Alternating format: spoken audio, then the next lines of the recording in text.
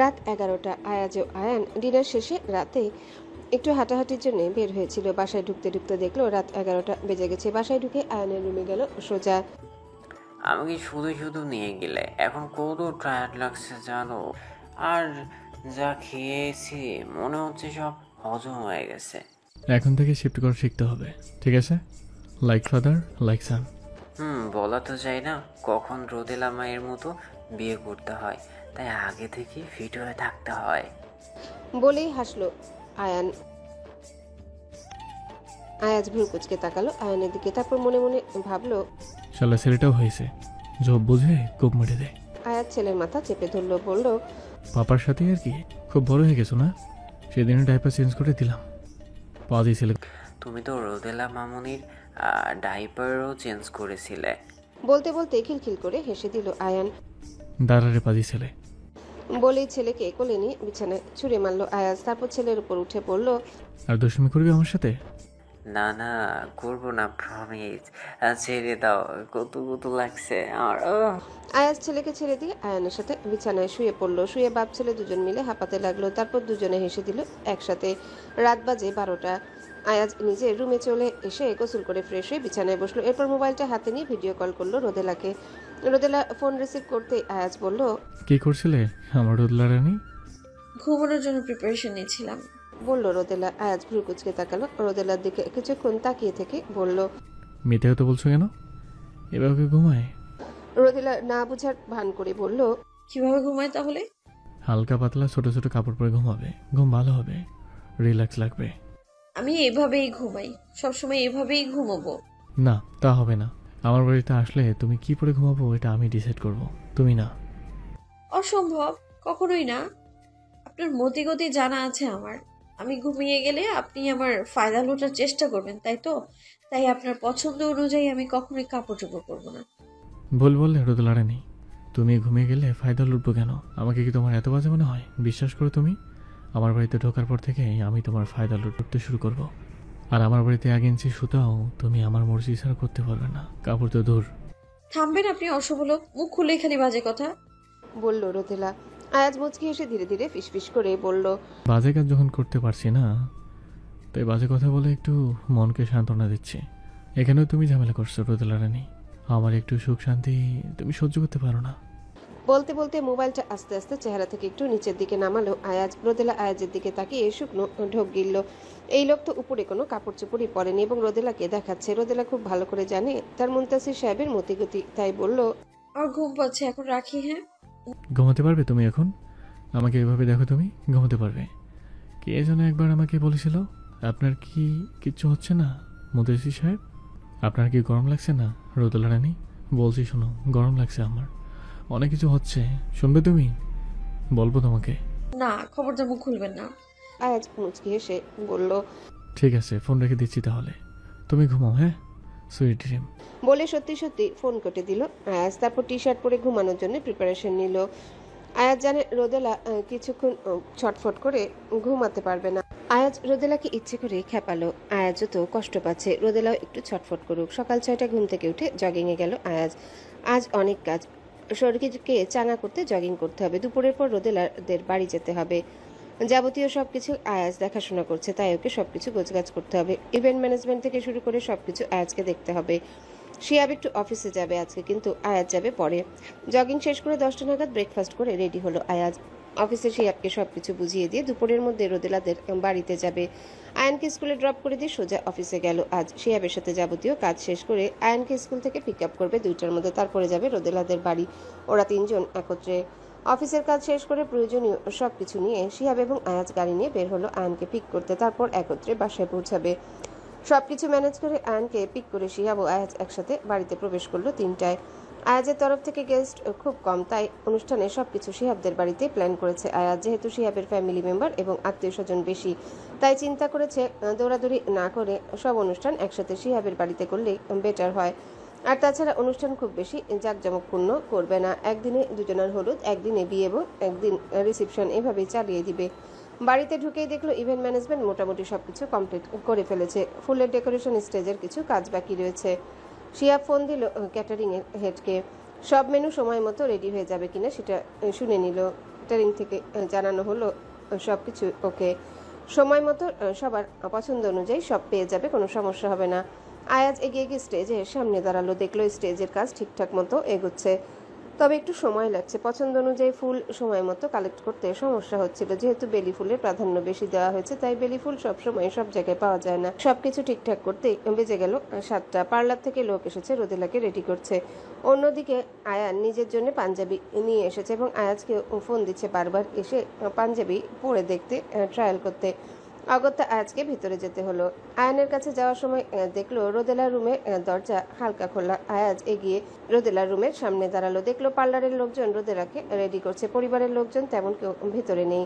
দরজা হালকা চাপিয়ে তাকাতে দেখলো রোদেলার চাঁদ মুখ আয়নায় দেখা যাচ্ছে, অসম্ভব সুন্দর লাগছে, একদম পরীর মতো। হালকা মেকআপে একটা মেয়েকে এত সুন্দর এত স্নিগ্ধ লাগতে পারে, রোদেলাকে না দেখলে বোঝাই যেত না, যেন পুরাই হলুদিয়া পাখি।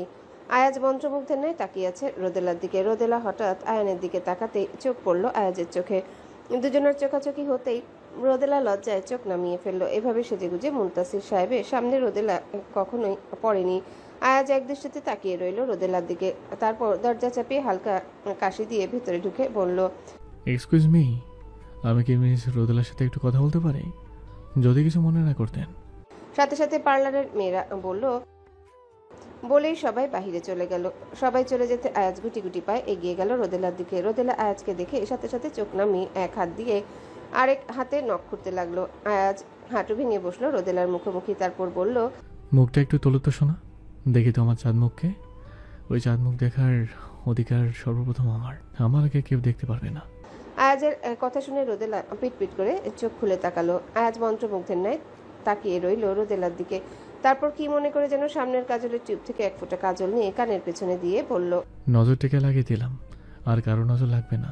রোদেলা আমতা আমতা করে বলল, আপনার নজর যে লাগলো তার কি হবে?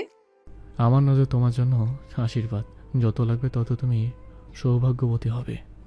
বলেই রোদেলা গালে হালকা করে চুমু এঁকে দিল আয়াজ। তারপর রোদেলার দিকে তাকিয়ে পড়ল। আরও অনেক কিছু করতে ইচ্ছে করছে, কিন্তু মেকআপ নষ্ট হয়ে যাবে, আর আজ এই চাঁদ মুখটা আমি নষ্ট করবো না, তাই সব কিছু তোলা রইল, পরে পুষিয়ে দেবে। বলেই উঠে দাঁড়ালো আয়াজ। যাওয়ার আগে রোদেলার দিকে তাকিয়ে বলল, জীবনে কোনো কিছুতে হারতে জানে না মুনতাসির সাহেব আয়াস, শুধুমাত্র রোদেলার কাছে আমরণ পর্যন্ত হারার জন্য বোধহয় তার মুনতাসির সাহেবের জন্ম হয়েছে। সামনের জন যদি রোদেলা হয়, আমি মুনতাসির সাহেব আয়াস মাথা নত করে হাতে রাজি আসে। বলেই বের হয়ে গেল রুম থেকে। চলে গেল আয়ানের রুমের দিকে। রোদেলাকে দেখা শেষ, বাকিটা স্টেজে উঠে দেখবে। এদিকে রোদেলা আয়াজের কথাগুলো শুনে যেন চোখের পলক ফেলতে ভুলে যাচ্ছে। এতটা ভালোবাসতে পারে, এতটা সম্মানের সাথে একটা লোক একটা মেয়েকে ভালোবাসতে পারে, মুনতাসির সাহেবকে না দেখলে বোঝা যায় না। সামনের জন যদি আপনিই হন মুন্তাসির সাহেব, আমি কখনো যুদ্ধে নামবো না, তার আগেই পরাজিত হয়ে যাব। ছলছল নয়নে কথাগুলো বলল রোদেলা। প্রায় 8টা, অনেক মেহমান চলে এসেছে। শিহাব এবং কিছু বিজনেস ক্লায়েন্ট কিছু একটা বিষয় নিয়ে কথাবার্তা বলছে। আয়াজ রেডি হয়ে স্টেজের দিকে আসছে, এমন সময় খেয়াল করলো শিহাব এবং একজন ক্লায়েন্টের মধ্যে কিছু সিরিয়াস কথা চলছে। আয়াজ কাউকে ডিস্টার্ব না করে চুপচাপ একটা কোকের বোতল নিয়ে পেছনে গিয়ে বসলো চেয়ারে। শিহাব এবং সেই বিজনেস ক্লায়েন্ট আয়াজকে খেয়াল করেনি, যেহেতু লাইটিংটা এমনভাবে সেট করা অন্ধকার এবং আলোর আসা যাওয়ার মতো। শিহাব এবং সেই ক্লায়েন্টের সাথে যুক্ত হলো শিহাবের একজন দুঃসম্পর্কের মামা। কথা হচ্ছে রোদেলা ও আয়াজের বিয়ের ব্যাপারে। মামার ভাষ্যমতে আয়াজ বিবাহিত, প্রায় 15 বছরের একটি ছেলে আছে। এই ছেলে আজ হোক বা কাল হোক একসময় না একসময় রোদেলাকে ঠিকই সৎমা বলে দুদ্দুর করবে। আর রোদেলাও তো একসময় ছেলে মেয়ে হবে। রোদেলাও কি পারবে তার নিজের ছেলে মেয়ে এবং আয়ানকে এক চোখে দেখতে? আয়াজ কিছু বলছে না, দেখতে চাচ্ছে শিহাব কি বলে। শিহাব কিছু বলবে তার আগে অনেক মানুষের হইচই শোনা গেল। সবাই একসাথে তাকালো দরজার দিকে, দেখলো বাড়ির সব ছোট ছোট ছেলেমেয়েরা, রোদেলার কাজিনরা, শিপ্রা এবং দাদা দাদি সবাই স্টেজের সামনে চলে এসেছে, কিন্তু রোদেলাকে দেখা যাচ্ছে না। হঠাৎ সবার চোখে পড়লো আয়ান রোদেলাকে নিয়ে কোলে করে এসেছে স্টেজে। আয়াজ সাথে সাথে চেয়ার থেকে উঠে দাঁড়িয়ে গেল। শিহাব দৃশ্যটি দেখে খুশিতে ঠোঁট প্রসারিত হলো, গর্বে বুকটা ফুলে উঠলো। মামার দিকে তাকিয়ে বলল, দেখলেন তো, মামা যাকে নিয়ে সন্দেহ করছিল সেই ছেলে রোদেলার সম্পর্কে। আমি আপনাকে এটাই বলতে চেয়েছিলাম, আয়ান নিজে রোদেলাকে মা হিসেবে মেনে নিয়েছে এবং রোদেলাও আয়ানকে তার ছেলে হিসেবে মেনে নিয়েছে। যতই রোদেলা ছেলে মেয়ে হোক, আয়ান সবসময় আমাদের ফার্স্ট প্রায়োরিটি থাকবে, রোদেলার কাছে এবং আমাদের কাছেও। ঠিক তেমনই রোদেলা এবং ওর ছেলে মেয়ে ও আয়ানের কাছে এবং আয়াজের কাছে ফার্স্ট প্রায়োরিটি থাকবে। আপনার মেয়েকে আপনি বিয়ে দিয়েছেন, আপনি কি বুকে হাত দিয়ে বলতে পারবেন মামা আপনি মৃত্যুর সময় কোনো চিন্তা করবেন না যে মেয়েটা কোথায় রেখে যাচ্ছেন, বা পরিবার পরিজন নিয়ে ভাববেন না? আমি বুকে হাত দিয়ে বলতে পারি মামা, আজ যদি আমার এখানে কিছু হয়ে যায়, রোদেলাকে নিয়ে আমার কোনো টেনশন নেই। বরং আমার বৃদ্ধ বাবা মা, আমার অনাগত সন্তান, আমার স্ত্রী, কাউকে নিয়ে আমার কোনো টেনশন নেই। জানেন কেন? কারণ আয়াজ আছে। আমার পরিবর্তে আমার থেকে অনেক ভালো রাখবে ও আমার পরিবারকে, এটা আমি জানি। একটু থেমে শিহাব আবারও বলতে শুরু করলো। আয়ান রোদেলার প্রথম সন্তান এবং আমাদের প্রথম নাতি, তাই আমরা আয়ানকে ততটাই ভালোবাসবো যতটা রোদেলার প্রথম সন্তানকে বাসা প্রয়োজন। প্রত্যেকটা কথা পিছন থেকে শুনলো আয়াজ। শিহাবের কথাগুলো শুনে আয়াজের চোখের কোণায় ক্ষুদ্র ক্ষুদ্র বিন্দুকণা জমা হলো, কিন্তু পুরুষ মানুষ কাঁদতে নেই, তাই কাঁদবে না। আয়াজ অন্যদিকে ঘুরে ছেলের এবং রোদেলার দিকে তাকালো। মানুষের এমন বিষাক্ত কথা শোনাচ্ছে, তার চোখের সামনে যে মনোমুগ্ধকর দৃশ্যটি চলছে সেটি দেখায় শ্রেয়। দৃশ্যটি দেখে আয়াজের নিজেকে মনে হচ্ছে পৃথিবীর শ্রেষ্ঠ সুখী মানুষদের একজন। খুব বেশি ভাগ্য করে না জন্মালে হয়তো এমন সন্তান, এমন একটা জীবনসঙ্গী আয়াজ কখনোই পেত না। ভাবতে ভাবতে আয়াজ হাতের আঙ্গুল দিয়ে চোখের কোণায় পানিগুলো মুছলো। এক দৃষ্টিতে তাকিয়ে রইল আয়ান ও রোদেলার দিকে। সবার নজর আয়ান ও রোদেলার দিকে। আয়ান সুন্দর করে আস্তে আস্তে কোলে করে স্টেজে উঠিয়ে সোফায় বসিয়ে দিল রোদেলাকে। আয়ান ও আয়ানদের বন্ধুদের একটি গ্রুপ এবং রোদেলার বান্ধবীও তাদের একটি গ্রুপ এখন ডান্স পারফরমেন্স করবে, এটি ওদের আগে থেকে প্রিপেয়ার করা ছিল।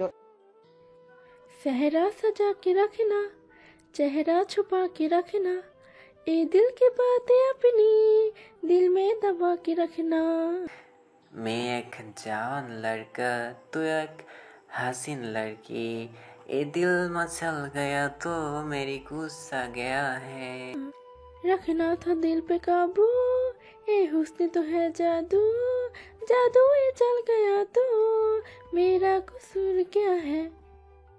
আয়াজ এবং অনুষ্ঠানের অন্যান্য সবাই, শিহাবের পরিবারের পরিজন সবাই মুগ্ধ দৃষ্টিতে তাকিয়ে দেখছে আয়ান ও রোদেলার রসায়ন। এদিকে রোদেলার বান্ধবীর এসে ধরলো শিহাব, আয়াজ এবং তার অন্যান্য বন্ধুদের তাদের একটু পারফরমেন্স করে দেখাতে হবে।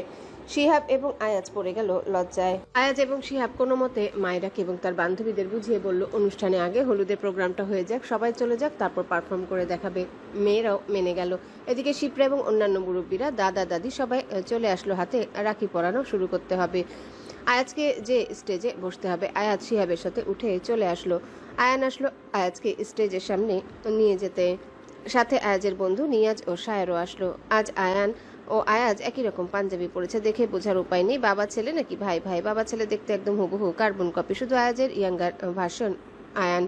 রোদেলা মাথা তুলে মুগ্ধ দৃষ্টিতে তাকিয়ে আছে আয়ান ও আয়াজের দিকে। এই দুজনকে ঘিরে ওর পৃথিবী। রোদেলার আয়াজের চোখে চোখ পড়ে গেল। লজ্জা এবং খুশিতে আবেশে চোখ নত করে নিচের দিকে তাকিয়ে রইল রোদেলা। আয়ান আয়াজের হাত ধরে স্টেজে উঠে রোদেলার পাশে সোফায় বসিয়ে দিল। তারপর শিহাব এবং শিপ্রাকে ডাকলো। নানা ভাই এসো, হাতে রাখি পরিয়ে দাও দুজনকে। শিহাব আজ বিরক্ত হলো না, আজ ওর অনেক খুশির দিন। আয়ানের প্রতিও আজ শিহাবের অন্যরকম এক ভালো লাগা কাজ করছে, তাই একরাশ মুগ্ধতা নিয়ে বলল, কে নানা ভাই আছিস? এসেই হাতে রাখি নিয়ে শিপ্রা এবং শিহাব রোদেলার সামনে হাঁটু ভেঙে বসলো। সবার আগে রোদেলাকে হাতে রাখি বেঁধে দিল শিহাব। পাপার দিকে তাকিয়ে অঝরে কান্না করে দিল। শিপ্রা মাথায় হাত বুলিয়ে দিয়ে বলল, পাগল নাকি? কান্না করছো কেন? এই দিন তো সবার জীবনে আসবে সোনা মা আমার, কান্না করে না, লক্ষ্মী আমার।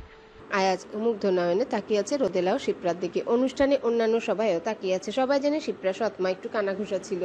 হয়তো শিপ্রার ও রোদেলার সম্পর্ক ভালো নয়, তাই তাড়াহুড়ো করে বিয়ে দিয়ে দিচ্ছে, তাও নিজের বয়সে দ্বিগুণের চেয়ে বড় বিবাহিত বড় এক ছেলের বাপের সঙ্গে। কিন্তু সবাই মুগ্ধ নয়নে দৃশ্যটি উপভোগ করছে।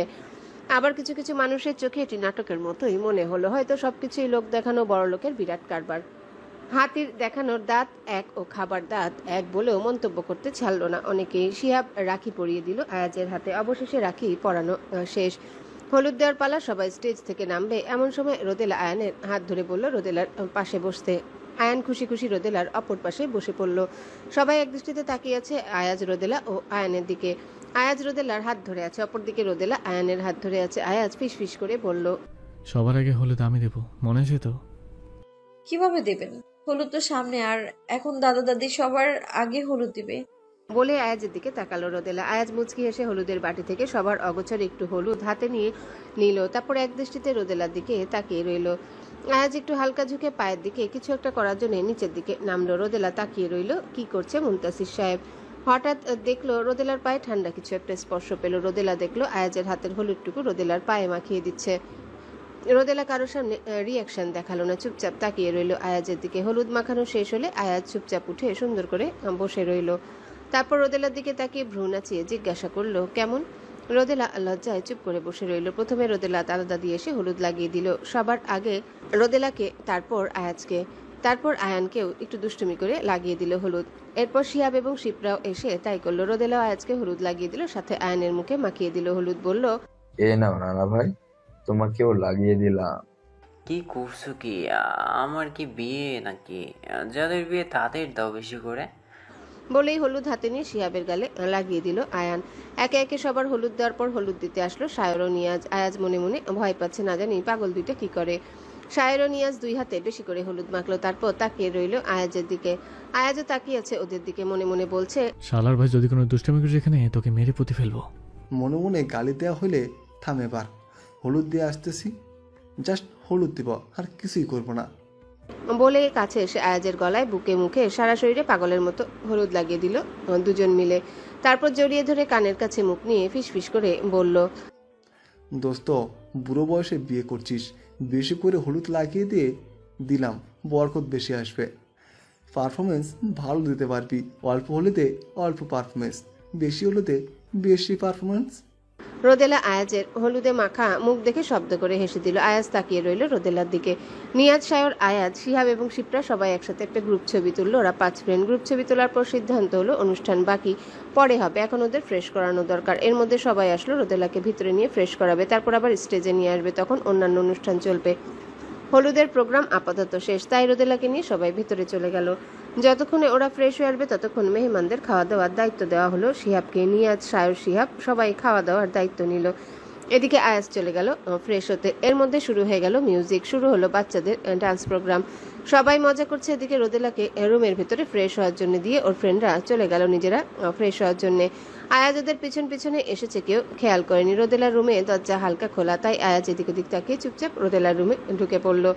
ঢুকে দেখলো রোদেলা কোথাও নেই। ওয়াশরুমের দরজা বন্ধ, বুঝতে পারলো রোদেলা ওয়াশরুমে আছে। ড্রেসিং টেবিলের সামনে থেকে একটা ওয়েট টিস্যু নিয়ে মুখের অতিরিক্ত হলুদগুলো মুছে ফেললো। তারপর ওয়াশরুমে গিয়ে দরজা নক করলো। রোদেলা জিজ্ঞাসা করলো কে।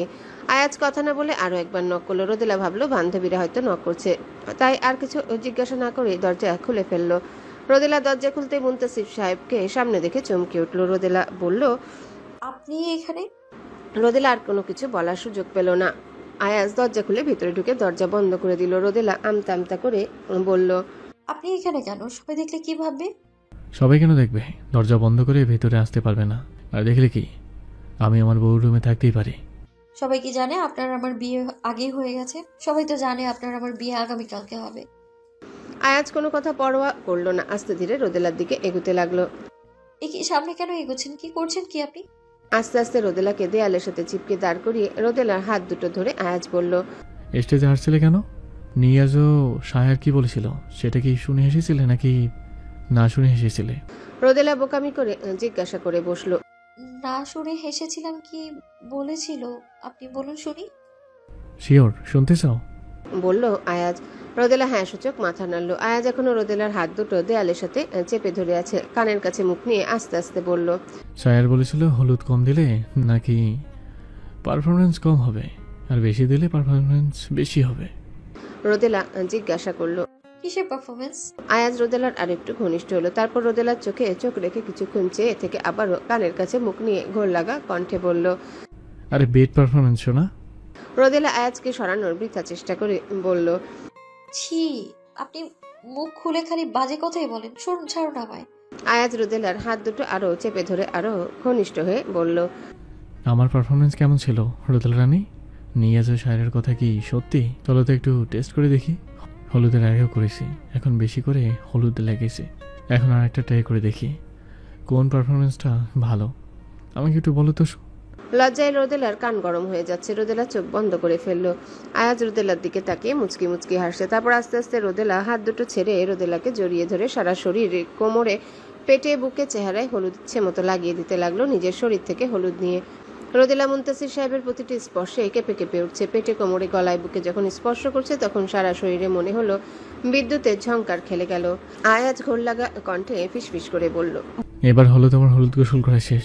আমার শরীরের হলুদ তোমার শরীরে পড়েছে, এখন তোমার হলুদ দেওয়া শেষ হলো। আমার রোদেলাটা নেই।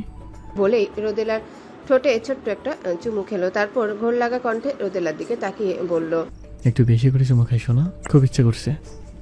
রোদেলা ধীরে ধীরে চোখ খুললো কিন্তু মুখে কিছুই বলল না। আয়াজ রোদেলার নীরবতাকে সম্মতি ধরে নিয়ে রোদেলার ঠোঁটে ঠোঁট মিশিয়ে দিল। এভাবে কতক্ষণ অতিবাহিত হলো জানা নেই, মিনিট 5-10 তো হবে। আয়াজ ধীরে ধীরে রোদেলাকে ছেড়ে দিল। তারপর নিজের হাতের আঙ্গুল দিয়ে রোদেলার ঠোঁটের এদিক ওদিক ছড়িয়ে থাকা লিপস্টিকগুলো ঠিক করতে করতে বলল, বাইরে গিয়ে ঠিক করে নিও লিপস্টিকটা, এটা আমার ভালোবাসার চিহ্ন। অন্য কেউ দেখুক আমি চাই না।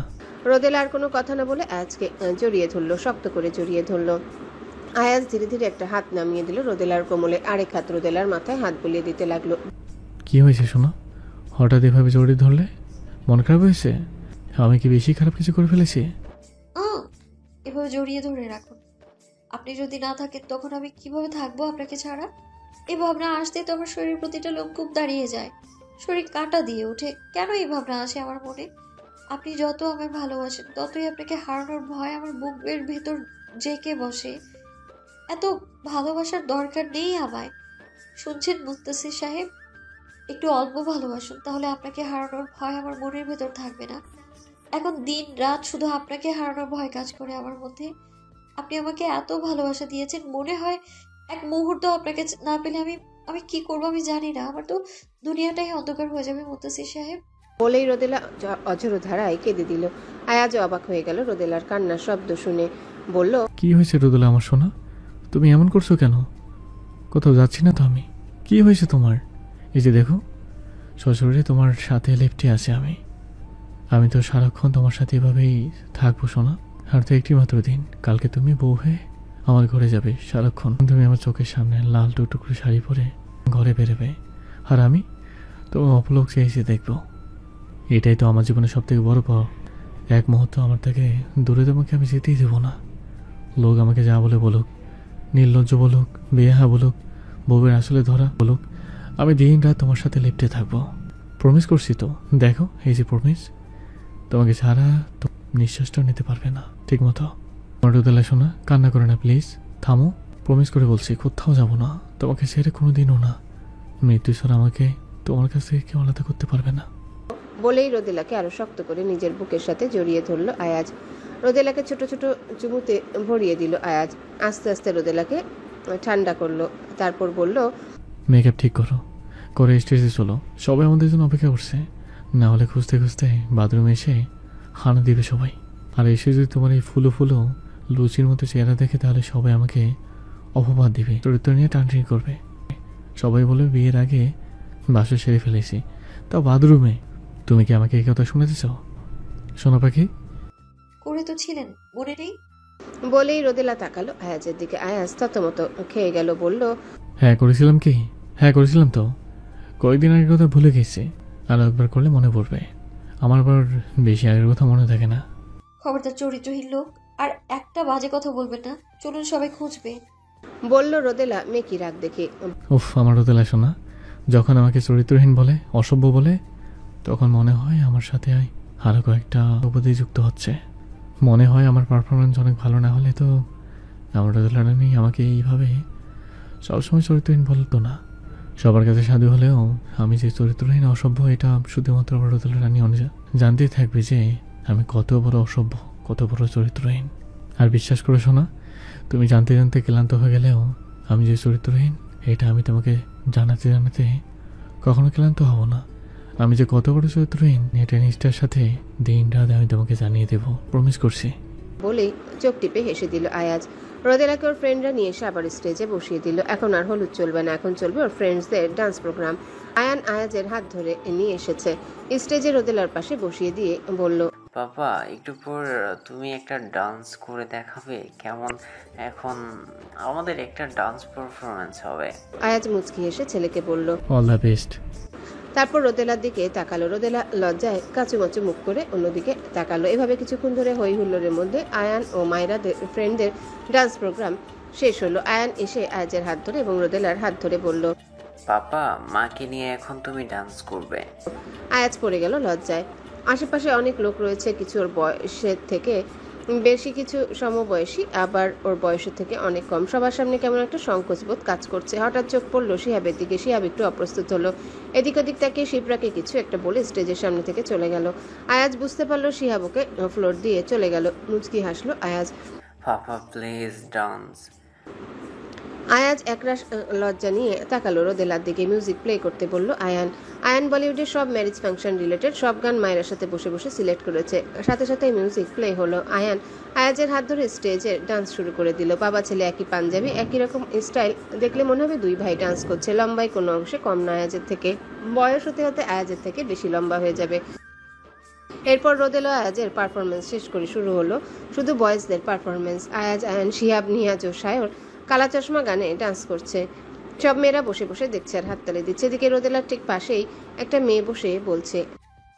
সাথে সাথে ওই মেয়ের দৃষ্টি অনুসরণ করে তাকিয়ে দেখলো আয়াজের দিকে তাকিয়ে কথাগুলো বলছে। রোদেলার মেজাজ তুঙ্গে উঠে গেল। রাগে কটমট দৃষ্টিতে তাকালো মুনতাসির সাহেবের দিকে। হঠাৎ আয়াজের চোখ পড়লো রোদেলার উপর। দেখলো রোদেলা কটমট করে তাকিয়ে আছে ওর দিকে। আয়াজ বুঝতে পারলো ঘটনা কিছু একটা ঘটেছে। চুপচাপ হেঁটে এসে রোদেলা সামনে এসে বলল, কি হয়েছে? এভাবে তাকিয়ে আছো কেন? মনে হচ্ছে খেয়ে ফেলবে আমাকে। হ্যাঁ, খেতে তো চাইছি, কিন্তু আমি না, অন্য একজন। বলে ওই মেয়ের দিকে কটমট করে তাকালো রোদেলা। সাথে সাথে আয়াজ রোদেলার দৃষ্টি অনুসরণ করে তাকালো সেই মেয়ের দিকে। আয়াজ পরপর কয়েকটা শুকনো ঢোক গিলল। খবর হয়ে গেছে, রোদেলা রানী দারুণ চেতে গিয়েছে। এখন এই মেয়েকে ঠান্ডা করতে হবে। রোদেলার দিকে তাকিয়ে ফিসফিস করে বলল, আমার কি দোষ? কে আমাকে দেখতে ছিল বলতো? তাই আপনার কোনো দোষ নেই। কে বলেছে এত হ্যান্ডসাম হয়ে আসতে? আশেপাশে একটু চোখ দিয়ে তাকিয়ে দেখুন তো, এরকম কত মেয়ে আছে যারা আপনাকে চোখ দিয়ে গিলে খাচ্ছে। আয়াজ রোদেলার কানের কাছে মুখ নিয়ে ফিসফিস করে বলল, শান্ত হও রোদেলা রানী। ওরা শুধু মুখে মুখে বলতে পারবে খেয়ে ফেলতে ইচ্ছে করছে, কিন্তু দিন রাত তো আমাকে খাচ্ছ তুমি, চেটেপুটে মজা নিয়ে খাচ্ছ। ছি, বাজে লোক, মুখ খুলেই খালি বাজে কথা। কখন আমি চেটেপুটে আপনাকে মজা করে খেলাম? অসম্ভব লোক। লজ্জা করে না আপনার আমার সাথে এইসব কথা বলতে? রাগে গজগজ করে কথাগুলো বলল রোদেলা। আয়াজ মুচকি এসে আবার কানের কাছে মুখ নিয়ে বলল, খাওনি? ও তাই তো খাওনি, পরে খাবে, সমস্যা নেই। আমি তো সম্পূর্ণ তোমারই, রয়েস হয়ে খেও কেমন, কোনো সমস্যা নেই। আমি আবার জানোই তো আমরা বেশি দিনের আগের কথা মনে রাখতে পারি না। রোদেলার লজ্জা এবং রাগে চোখ কান সব গরম হয়ে গেল। কান দিয়ে ধোয়া বের হওয়া শুরু হলো মনে হয়। রোদেলা চুপচাপ চেয়ার থেকে উঠে বলল, আপনার সাথে কথা বলাই না বৃথা, বলবোই না আমি আপনার সাথে কথা। আপনি থাকেন আপনার মতো, অসভ্য লোক একটা। বলেই রোদেলা চলে যাবে এমন সময় আয়াজ রোদেলার হাত ধরে বলে উঠল, তাই অনুমতি দিচ্ছ? তবে তুমি চাচ্ছ আমি চেটেপুটে খাই? দেখো, পরে কথা ঘুরলে কিন্তু আমি মানবো না।